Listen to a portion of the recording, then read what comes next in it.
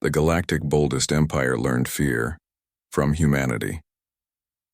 Part 1. The crimson warships of the Korthak Dominion cut through space like knives through silk. For 3,000 years, these massive vessels had brought fear to every corner of the galaxy. Their red hulls gleamed under distant stars, and their weapons could turn entire planets into ash.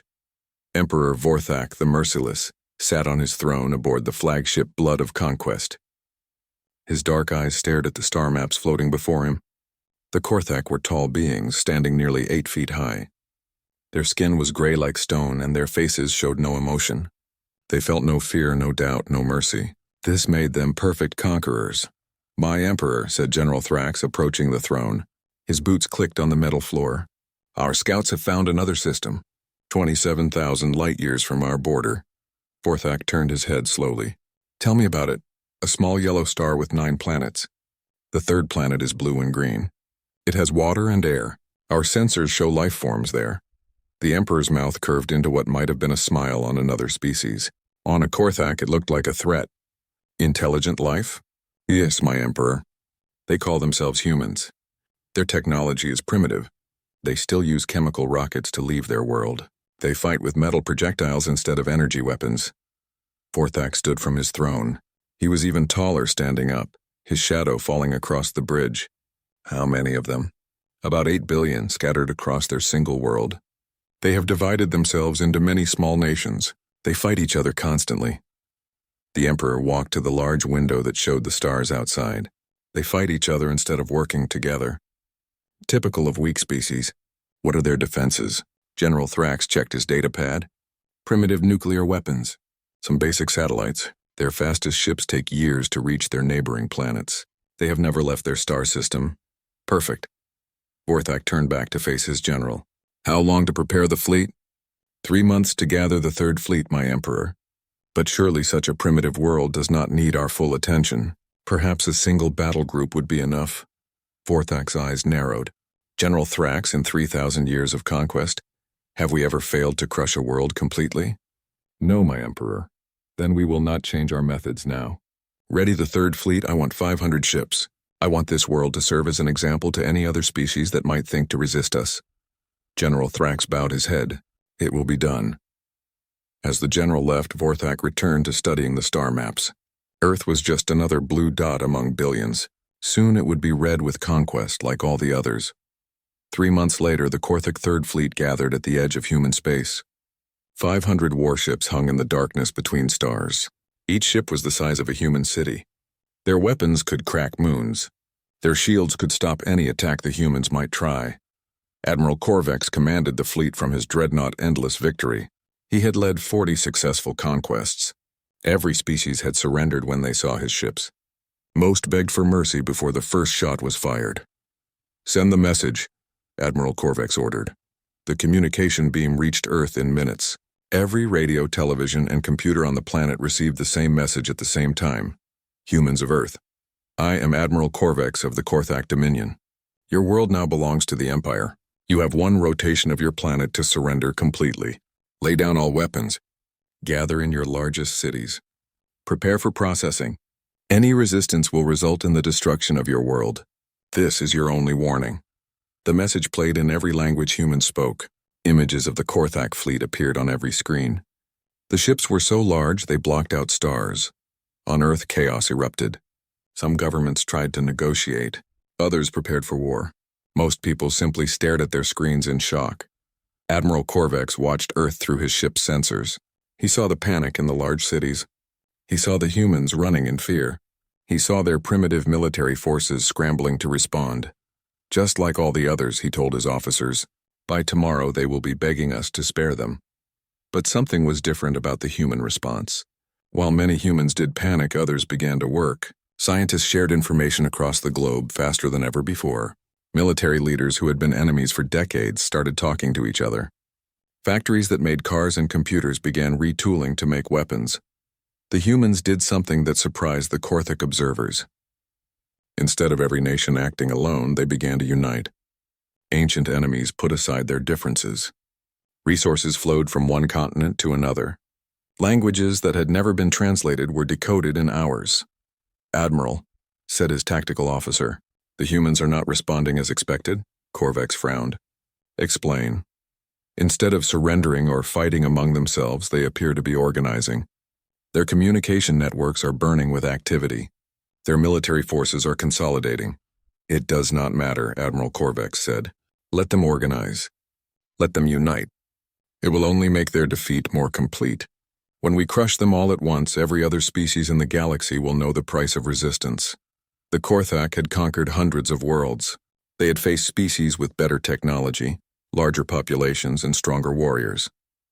But they had never faced a species that could transform fear into determination so quickly. On Earth, President Chen of the Pacific Federation spoke to the world. We stand at the edge of extinction or the beginning of our greatest chapter. These aliens think we are weak because we fight among ourselves. They do not understand that our conflicts have made us strong. We know how to fight. We know how to survive. And now we know how to unite.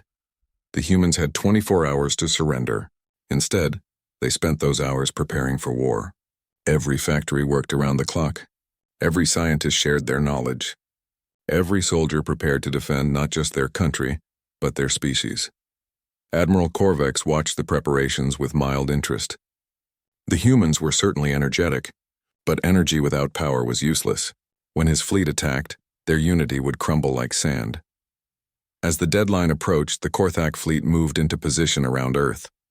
The ships formed a perfect sphere around the planet. Every human military installation was targeted. Every major city was marked for bombardment. Admiral, came the call from the communication officer. We are receiving a response from Earth. Put it on screen. The image showed a human woman in military uniform. She stood straight and looked directly into the camera. Her eyes showed no fear. I am Admiral Sarah Chen of the United Earth Defense Force. We have received your demand for surrender. Here is our response. No. We will not surrender our world. We will not bow to tyrants. You want our planet? Come and take it. The transmission ended.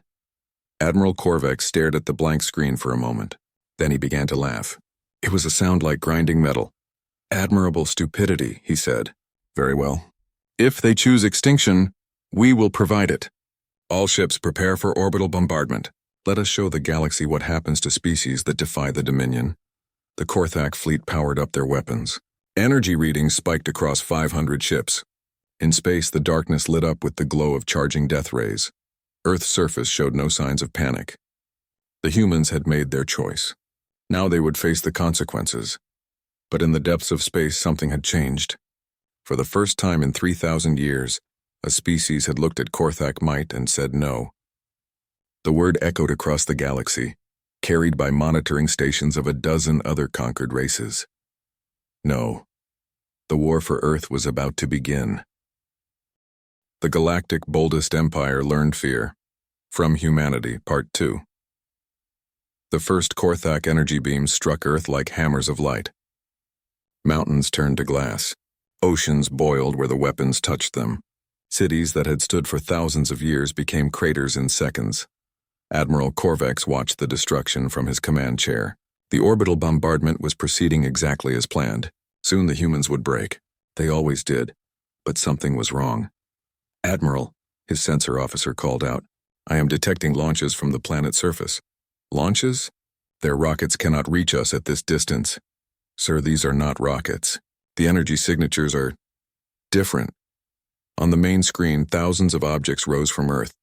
They moved faster than any human rocket should be able to move. They changed direction in ways that should have been impossible. What are those? Admiral Korvax demanded. His science officer worked frantically at his station. Sir, they appear to be modified human spacecraft, but the technology is...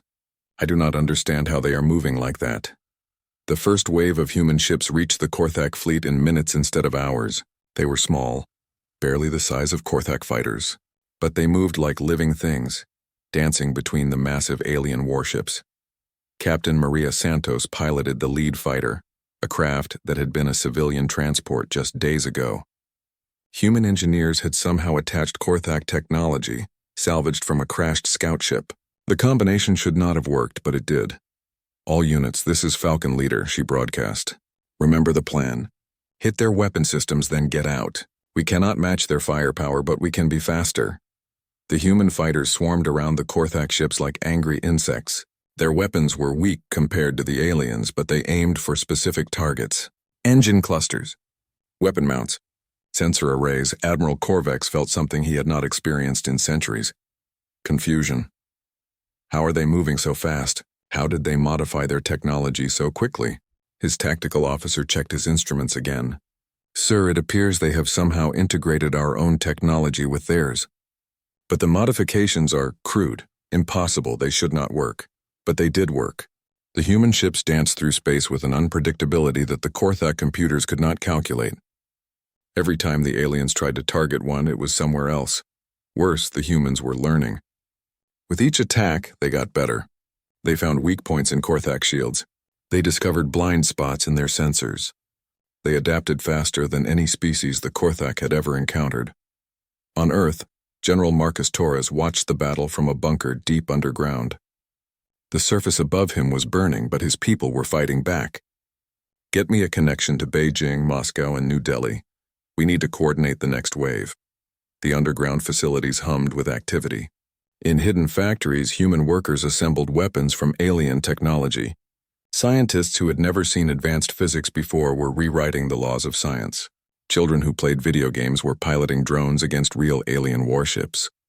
Dr. Elena Vasquez ran between computer terminals in a facility that had been a university just days ago. The alien tech responds to neural patterns, she shouted over the noise.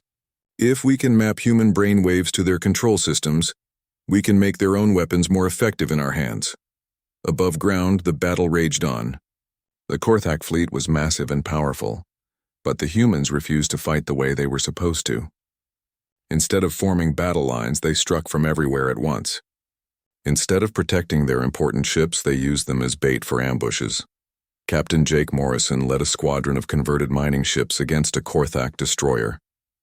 The alien ship was 10 times larger than anything he commanded, but size meant nothing when the enemy could not hit you. All ships, remember what we learned from the octopus videos, he broadcast. Be unpredictable. Make them think you are going one way, then go another. The mining ships scattered in different directions, then suddenly converged on the destroyer from 6 angles at once. Their improvised weapons barely scratched the alien hull, but they hit the shield generators. For just a moment, the destroyer was vulnerable. That moment was enough. A human submarine, somehow modified to work in space, fired a nuclear torpedo through the gap in the shields. The destroyer died in a flash of light. Admiral Korvex stood up from his command chair. This was not how conquests were supposed to work. Status report. Sir, we have lost 17 ships. The humans have lost. We cannot count their losses. They build new ships faster than we can destroy them. Impossible. Their industrial capacity is primitive. Sir, they are not just building ships. They are converting everything. Civilian transports, cargo haulers, even atmospheric craft. They attach our own weapons to them and send them against us. The Admiral stared at the tactical display. Red dots marked destroyed Korthak ships. Blue dots showed human forces. There were thousands of blue dots and more appeared every minute. How many ships do they have? We estimate they have launched over 10,000 craft of various sizes. But sir, they are not all warships. Many appear to be civilian vehicles with weapons attached. Civilians? They send civilians against us? Yes, sir. We are detecting old humans and young humans flying side by side. Their communications suggest that entire families are participating in the battle. Admiral Korvex felt something that he had never felt before, a cold feeling in his chest. Was this what other species called fear? Recall the fleet to defensive positions. Maintain bombardment of the surface. But the surface bombardment was becoming less effective. The humans had moved their important facilities underground or underwater. They had spread their population across the planet. There were no single targets that could break their resistance, and they kept learning. Human engineers studied every piece of Korthak technology they could capture. They did not try to copy it exactly. Instead, they improved it in ways that the original designers had never considered. A Korthak energy weapon designed to cut through armor became a tool for instant mining. A shield generator meant for spaceships was rebuilt to protect entire cities. A communication device became a weapon that could confuse enemy sensors. Admiral, the communication officer called. We are receiving a transmission from the human leader. Admiral Sarah Chen appeared on the screen again. Behind her, humans worked frantically at stations that mixed alien technology with human computers. "Admiral Korvex," she said, "I want to thank you. Thank me. For the technology. For the challenge. For showing us what we are capable of when we work together. You wanted to conquer Earth in one day. Instead, you have given us the tools to reach the stars. The transmission switch to show images from around Earth. Human ships were leaving the planet in all directions. Not fleeing, but expanding. They carried passengers and equipment to the moon, to Mars, to the asteroids. You see," Admiral Chen continued, "you made one mistake. You thought that destroying our cities would break our spirit. Instead, you freed us from the need to protect fixed positions. Now we can be everywhere at once." The screen went dark. Admiral Korvex looked around his bridge. His officers stared back at him with expressions he had never seen on Korthak faces. Uncertainty. Doubt. "Sir," his tactical officer said quietly, "we are detecting human ships moving beyond their solar system. They appear to be heading for our supply lines. How is that possible? They have never left their star system before. Sir, they are using our own navigation technology, but they have modified it. Their ships are faster than ours now." The cold feeling in Admiral Korvex's chest grew stronger. For 3,000 years, the Korthak had been the hunters. Now, for the first time, they were beginning to feel like prey. The battle for Earth was far from over, but already the humans had done something no other species had managed. They had made the Korthak fleet retreat, and they were just getting started. The Galactic Boldest Empire Learned Fear from Humanity. Part 3. News of the human resistance spread across the galaxy faster than light. On conquered worlds, species that had not spoken above a whisper for centuries began to look up at the stars with something they had almost forgotten. Hope the Zephyrian people had been slaves to the Korthak for 800 years. Their homeworld was a factory planet now, producing weapons for the Dominion. But in the deep mines where they worked, they whispered about the humans who had said no. Keth Ka was a Zephyrian supervisor in Mine 7. His people had wings once, before the Korthak cut them off to make them better workers. He gathered his crew around him during the rest period. "Is it true?" asked Yelna, her voice barely audible. "Did a species really fight back?" Keth Ka nodded. "The supply ships are 3 days late. The guards are nervous. Something has changed." On the other side of the galaxy, similar conversations were happening on 100 worlds. The Silicate Collective had been extinct for 2,000 years, except for the few survivors kept as curiosities in Korthak museums. But even they felt the shift in the cosmic balance. Back in Earth's solar system, the human expansion continued at an impossible pace. What had taken them decades to plan before the invasion, they now accomplished in days. Dr. Elena Vasquez stood in the command center of Luna Base, humanity's first permanent settlement on the moon. 2 weeks ago, it had been just an idea in a scientist's notebook. Now it housed 50,000 people and served as the central hub for human space operations. "The key is adaptability," she explained to a group of newly arrived engineers. "The Korthak technology is advanced, but it is rigid. It does exactly what it was designed to do, nothing more. Human technology is messy, improvised, but it can be anything we need it to be." She pointed to a display showing human ships throughout the solar system. "We have mining operations on 6 asteroids, manufacturing plants on Mars, and research stations on the moons of Jupiter. All built in 2 weeks with a combination of our technology and theirs." Captain Morrison, now promoted to admiral due to the rapid expansion of human forces, reviewed the tactical situation from his flagship Determination. The ship had been a cruise liner 3 weeks ago. Now it bristled with weapons taken from destroyed Korthak vessels. "Report," he ordered. "Sir, our deep-range scouts have made contact with the Korthak supply convoys. The aliens are bringing reinforcements from 3 sectors. How many ships?" "At least 2,000, sir. But they are spread across multiple routes. They do not expect resistance away from Earth." Admiral Morrison smiled. "Then let us teach them about human nature. Order the strike groups to intercept. Remember, we are not trying to destroy them all. We want them to fear traveling anywhere in space." The human strategy was unlike anything the Korthak had faced. Instead of defending fixed positions, humans attacked everywhere at once. Their ships appeared from behind asteroids, from within gas clouds, from directions that should have been impossible. Commander Vex led a Korthak supply convoy through what should have been safe space. His 10 ships carried weapons and fuel for the fleet at Earth. The route had been used for centuries without incident. Sir, I am detecting multiple contacts closing fast. Commander Vex studied his displays. How many ships? Unknown, sir. They appear and disappear from our sensors. The energy signatures are confusing. The human ships struck like ghosts. They disabled the escort vessels with precise attacks, then disappeared before the Korthak could respond. But they did not destroy the supply ships. Instead, they broadcasted messages in perfect Korthak language. Attention, Korthak vessels. You are now prisoners of the Human Defense Force. You will be treated according to the laws of war. Your ships and cargo are being confiscated. You have 10 minutes to evacuate to the life pods we are providing. Commander Vex stared at the message in confusion. They want us to abandon our ships? Why do they not simply destroy us? His communication officer looked equally puzzled. Sir, they are sending detailed instructions for the evacuation. They have provided life pods with food, water, and communication equipment. This makes no sense. Why show mercy to enemies? But the humans had their reasons. Every Korthak they captured alive was one more source of information. Every ship they seized intact was one more piece of technology to study and improve. And every act of mercy was reported back to the Dominion fleet, causing confusion and doubt among warriors who understood only strength. Back on Earth, President Chen addressed the scattered human population. The surface cities were mostly ruins now, but humans had adapted. Underground cities connected by tunnel systems housed millions. Underwater colonies thrived beneath the oceans.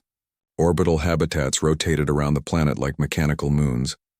My fellow humans, she said, her words carried across the solar system.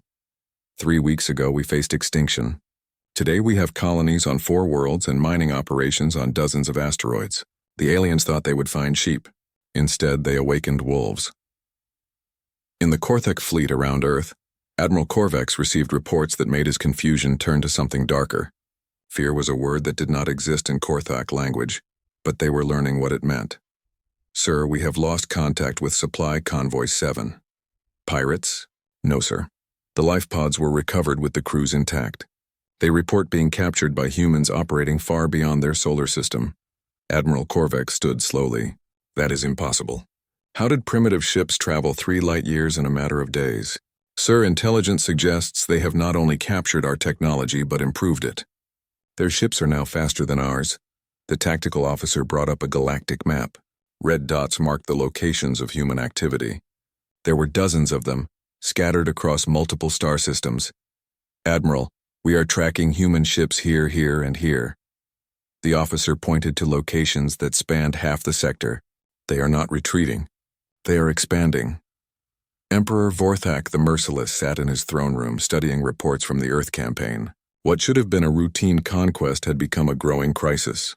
His generals stood before him in silence, afraid to speak. Explain to me, the Emperor said slowly, how a primitive species has captured 12 of our supply convoys, established colonies on 17 asteroids, and somehow made contact with 3 of our former conquest worlds. General Thrax spoke carefully. My Emperor, the humans appear to have a natural talent for rapid adaptation. They do not simply copy our technology. They improve it in ways our designers never considered. And they fight with an intensity we have never encountered. Not just their soldiers, but their entire population. Children pilot drones against our ships. Elderly humans volunteer for dangerous missions. Scientists work until they collapse from exhaustion. Emperor Vorthak's eyes narrowed. They are just another species. We have conquered hundreds of worlds. Yes, my Emperor. But none of those species had ever faced extinction before. The humans have been killing each other for thousands of years. They know how to fight when survival is at stake. The Emperor was quiet for a long moment. Around the galaxy, his empire had been built on the fear of his name. But now there was a species that did not fear him. Worse, they were making his other subjects remember what courage looked like. On the mining world of Proxo 7, Korthak overseers watched their slave workers with growing concern. The workers were still obedient, but something had changed. They moved differently. They looked at their guards differently. When the shift change came, Overseer Maltok noticed that the workers were singing. It was not a Korthak song. It was something new in their own language about distant stars and freedom. Maltok tried to stop the singing, but it was like trying to stop the wind. Every time he silenced one group, another began. The song spread through the mines, then to the surface, then to other facilities. The Korthak were learning that conquest was easier than control. And across the galaxy, conquered species were remembering that empires could fall. The war that had begun as a simple invasion was becoming something much larger. Humanity had lit a fire that was spreading from world to world. The Korthak Dominion, which had ruled through fear for 3,000 years, was about to discover what it felt like to be afraid. And the humans were still just getting started. The Galactic Boldest Empire learned fear from humanity. Part 4. 6 months after the first human ship left Earth's solar system, the galaxy was burning with rebellion. Admiral Sarah Chen stood on the bridge of the Indomitable, a ship built from the salvaged remains of 20 Korthak vessels. Around her, the bridge crew included humans, Zephyrians, silicates, and members of 6 other species that had joined the growing coalition. Admiral, reported Lieutenant Kethka, the former Zephyrian mine worker who now served as her tactical officer. Long-range sensors detect the Korthak 7th Fleet moving to intercept us at the Caldra system. Chen studied the tactical display. 200 Korthak ships versus her fleet of 300 vessels from a dozen different species. 6 months ago, those odds would have meant certain death. Today, they looked almost fair. How many Korthak ships have we captured intact this month? 47, Admiral. The crews are following the surrender protocols we broadcast to them. Chen nodded. The surrender protocols had been another human innovation. Instead of fighting to the death, captured Korthak crews were given a choice: join the coalition or return to their empire with a message. Most chose to return home, carrying stories of humans who showed mercy to their enemies and fought alongside former slaves as equals. Captain Jake Morrison commanded the Strike Force Vengeance, leading a squadron of ships crewed entirely by humans who had lost everything in the initial bombardment of Earth. His target was the Korthak industrial world of Vex Prime, where the Empire manufactured its most advanced weapons. Remember the plan, he broadcast to his squadron. We are not here to destroy the factories. We are here to liberate the workers and capture the technology. The Vengeance dropped out of hyperspace above Vex Prime with surgical precision. Human ships had become faster than anything the Korthak had ever built, using modifications that pushed alien technology beyond its original limits. Below them, the planet's surface was covered with massive industrial complexes. Millions of enslaved beings worked in those factories, building weapons for their own oppression. Sir, reported his communications officer, we are receiving transmissions from the surface. The workers are ready, Morrison smiled grimly. For 3 months, human agents had been in contact with resistance cells across the galaxy. They shared something that the Korthak could never understand: the ability to inspire hope in others. The planetary defense grid activated, but the resistance was ready. Explosions bloomed across the planet as enslaved workers sabotaged their own guard posts. The mighty factories that had produced Korthak weapons for centuries suddenly went dark. Morrison's ships descended through the atmosphere like falling stars. But instead of bringing destruction, they brought liberation ships that had been converted from cargo haulers to evacuation transports. Attention workers of Vex Prime, Morrison broadcast on all frequencies. This is Captain Morrison of the Human Liberation Force. Freedom has arrived. Gather at the designated evacuation points. We are taking you home. In the factories below, beings who had not seen their homeworlds for generations wept as they heard the words. The Zephyrians spread their cut wings as far as they could. The silicates sang in harmonies that had been forbidden for 2,000 years. Species that had never met before worked together to help each other reach the human ships. But the liberation of Vex Prime was just one of dozens of operations happening simultaneously across the galaxy. The humans had learned to coordinate attacks across impossible distances, striking at multiple targets at once in a way that stretched the Korthak forces beyond their limits. Emperor Vorthak the Merciless no longer sat calmly on his throne. He paced his command chamber like a caged predator, studying reports that grew worse by the day. "Explain to me," he growled, "how these humans coordinate operations across 12 sectors simultaneously." General Thrax, now the only officer brave enough to speak directly to the Emperor, consulted his datapad. "My Emperor, they appear to use captured communication technology in ways we never intended. They have also recruited species with natural telepathic abilities to serve as instant messengers. And our response? Sir, we are fighting on 200 fronts simultaneously. Every time we send forces to stop one human operation, 3 more begin elsewhere. They do not fight like any species we have encountered. The Emperor stopped pacing. Explain. Sir, they do not seek to hold territory. They strike, liberate the workers, steal our technology, and disappear. Then they share everything they have learned with other resistance cells. Every victory makes them stronger and spreads their influence. Vorthak stared at the galactic map. Red zones marked areas under human influence. The red was spreading like a disease across his empire. How many worlds have we lost? Lost, sir? Or liberated by the humans? The Emperor's eyes blazed with rage. I care nothing for the distinction. 47 worlds have declared independence, sir. 31 have been evacuated entirely, with the populations relocated to worlds outside our territory. 16 have become bases for human operations, and our fleets? We have lost over 800 ships. But sir, the humans rarely destroy our vessels entirely. They capture them, study them, and somehow make them better than they were when we built them. In the depths of space, Admiral Chen's coalition fleet prepared for the largest battle of the war. Intelligence reports indicated that Emperor Vorthak himself was leading a massive fleet to crush the human rebellion once and for all. The meeting of fleet commanders took place aboard the Indomitable.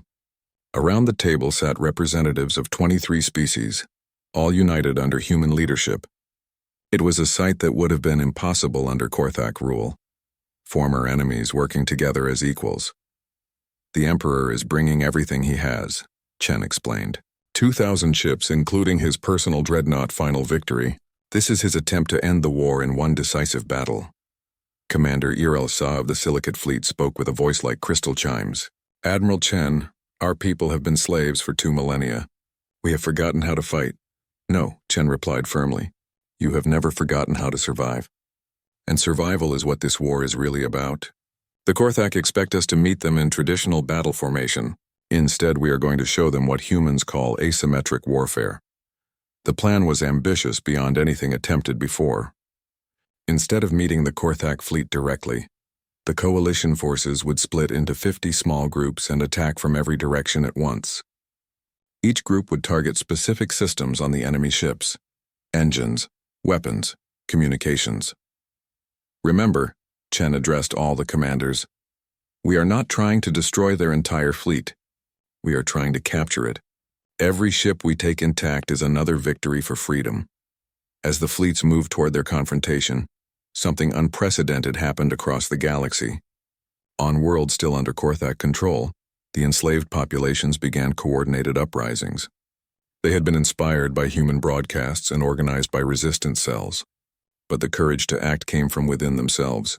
The Korthak Dominion, which had ruled through fear for 3,000 years, suddenly found itself fighting not just human fleets in space, but rebellions on every world they controlled. Emperor Vorthak stood on the bridge of final victory, surrounded by the largest fleet in Korthak history, but for the first time in his life he was not certain of victory. Sir, his sensor operator reported, the human fleet is spreading out. They are not forming battle lines. What are they doing? Sir, they appear to be surrounding us. Vorthak looked at the tactical display. Instead of one enemy fleet, he faced dozens of smaller groups approaching from every direction. It was like being attacked by a swarm of insects. No matter, he declared, we will destroy them all. But as the battle began, the Emperor discovered that the humans had learned from every previous encounter. Their ships moved in ways that defied prediction. Their tactics changed faster than his computers could adapt. And worst of all, they fought with a passion that the emotionless Korthak could not understand. The war that had begun with the invasion of Earth was reaching its climax, but the outcome was no longer certain. The hunters had become the hunted, and fear was spreading through the ranks of an empire that had never known defeat. The galaxy was about to discover that sometimes the smallest species could cast the longest shadows. The galactic boldest empire learned fear from humanity. Part 5, the Battle of the Nexus Void, would be remembered as the day an empire fell and a new age began. Admiral Sarah Chen watched from the bridge of the Indomitable as 2,000 Korthak ships faced her coalition fleet in the darkness between stars. Emperor Vorthak's dreadnought, Final Victory, hung at the center of his formation like a metal moon. The ship was 20 kilometers long, bristling with weapons that could shatter planets. Around it, the Korthak fleet formed perfect geometric patterns, a display of military precision that had intimidated the galaxy for millennia. But the human-led coalition did not form patterns. Their ships moved like living things, flowing around the Korthak formation in streams and currents that followed no predictable path. "Admiral," reported Lieutenant Kethka, "all coalition forces are in position. We have ships approaching from 17 different vectors." Chen nodded. "Signal all commanders. Execute Operation Liberation." The battle began not with a single massive exchange, but with hundreds of small strikes happening simultaneously. Human ships appeared from behind asteroids. Zephyrian fighters dove from above and below. Silicate vessels phased in and out of normal space using technology the Korthak had never seen before. Emperor Vorthak watched his tactical display with growing confusion. Where is their main attack? Why do they not concentrate their forces? His tactical officer worked frantically at his station. "Sir, they are everywhere at once. Every time we move to counter one group, 3 more appear elsewhere." The coalition had learned from every human war in history. They used tactics from Earth's ancient battles combined with alien technology to create something entirely new. Guerrilla warfare in 3-dimensional space, fought by species that had never worked together before, but shared a common dream of freedom. Captain Morrison led a strike force against the port side of the enemy formation. His target was not the heavily armed warships, but the support vessels that carried fuel and ammunition. "All ships, remember the pattern," he broadcast. "Hit the supply lines, disable the engines, capture the crews alive." The Vengeance and her escorts swept through the Korthak support fleet like a knife through silk. But instead of destroying the enemy ships, they used precision strikes to disable them. Boarding parties of humans and liberated slaves captured vessel after vessel. On the other side of the battle, Commander Iril Sa led the silicate crystal ships in a dance of pure energy. The silicates had been enslaved so long that the Korthak had forgotten they were once a spacefaring civilization. Now they remembered their ancient abilities, phasing their ships through solid matter to strike at the hearts of enemy vessels. But the most shocking moment came when the final victory itself came under attack. Not from weapons, but from words. Dr. Elena Vasquez had spent months studying Korthak psychology. She had discovered something the Empire had hidden even from itself. Beneath their emotionless exterior, the Korthak were capable of doubt. Emperor Vorthak, her voice echoed through every speaker on every Korthak ship. "This is Dr. Elena Vasquez of Earth. I want to ask you something. In 3,000 years of conquest, what have you built?" The Emperor stared at the communication screen. "What madness is this? You have conquered 1,000 worlds, but what have you created? You have enslaved 100 species, but what have you made better? You rule an empire built on fear, but when you are gone, what will remain?" Around the Emperor, his bridge crew listened in silence. It was a question none of them had ever considered. "The humans fight for their children's future," Dr. Vasquez continued. "The Zephyrians fight to soar free again. The Silicates fight to sing their crystal songs. What do the Korthak fight for?" In the midst of the space battle, something unprecedented happened. Korthak ships began to withdraw from combat, not retreating, but simply stopping. Their crews stared at their screens and asked themselves questions they had never been allowed to ask. Emperor Vorthak felt something cold spreading through his chest. He recognized it now as the fear that other species had always felt when facing his empire.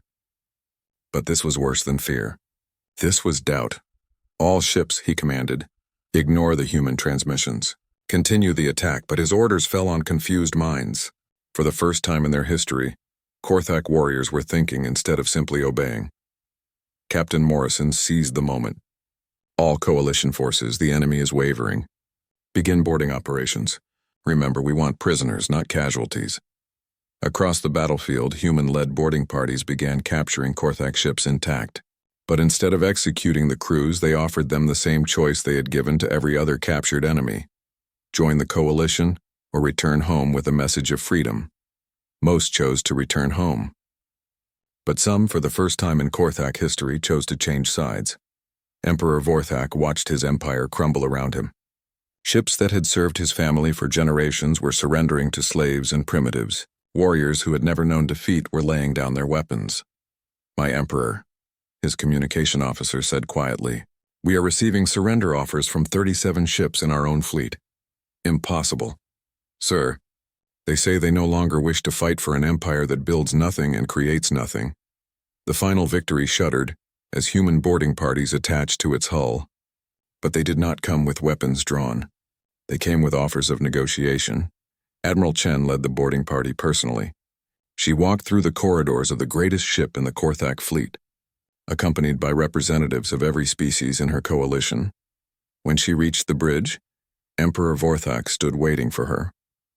Around him, his officers had already laid down their weapons. Admiral Chen, the Emperor said.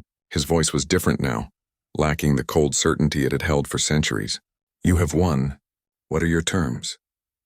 Chen looked around the bridge at beings who had ruled the galaxy through fear. Now they looked small and confused, like children who had lost their way. The same terms we offer everyone, she said. Freedom to choose your own path. We are not here to replace your empire with our own. We are here to give every species the right to decide its own future. The Emperor stared at her. You do not wish to rule? Rule what? A galaxy full of slaves. No, Emperor Vorthak. We want to build something your empire never could. A community of free worlds working together by choice, not fear. In the months that followed, the Korthak Dominion dissolved peacefully. Species that had been enslaved for millennia returned to their homeworlds. The Korthak themselves, freed from the burden of conquest, began to discover what they could create instead of destroy. The Galactic Federation that emerged was unlike anything the galaxy had ever seen. Humans provided the inspiration and coordination, but every species contributed their unique abilities. The Zephyrians became the messengers, carrying information between worlds on wings that had grown back. The Silicates became the builders, creating structures of living crystal that lasted for eons. Even the Korthak found their place. Their military precision, directed toward protection rather than conquest, made them excellent peacekeepers and engineers. Admiral Chen stood in the Federation Council chambers on New Geneva, a space station built jointly by 12 different species. Around her, representatives from across the galaxy debated issues of trade, exploration, and mutual aid. Admiral asked Kethka, now the Federation's first Zephyrian ambassador, do you ever regret not taking control when you had the chance? You could have ruled the galaxy. Chen smiled, watching a group of human children play with young beings from 6 different worlds. Rule it? Why would we want to rule it when we can help it grow? Emperor Vorthak, now simply called Vorthak the Builder, worked on a construction project on the rebuilt world of Vex Prime. The former weapons factories had been converted to build schools, hospitals, and art centers. He wielded tools instead of weapons, and for the first time in his long life, he felt something he had never experienced, pride in creation rather than destruction. The humans were right, he said to his work crew, which included former slaves working alongside former masters. Fear makes slaves, but hope makes builders. The war that had begun with the invasion of Earth had ended not with the destruction of an empire, but with its transformation into something better. The galaxy had learned that the strongest force in the universe was not the power to destroy, but the courage to hope. And in the depths of space, human ships continued to explore new systems, carrying with them a simple message that had changed everything. Every being deserves the right to choose their own destiny. The Korthak had tried to teach the galaxy fear. Instead, humanity had taught it something far more powerful, the strength that comes from standing together as equals. The age of empires was over. The age of freedom had begun.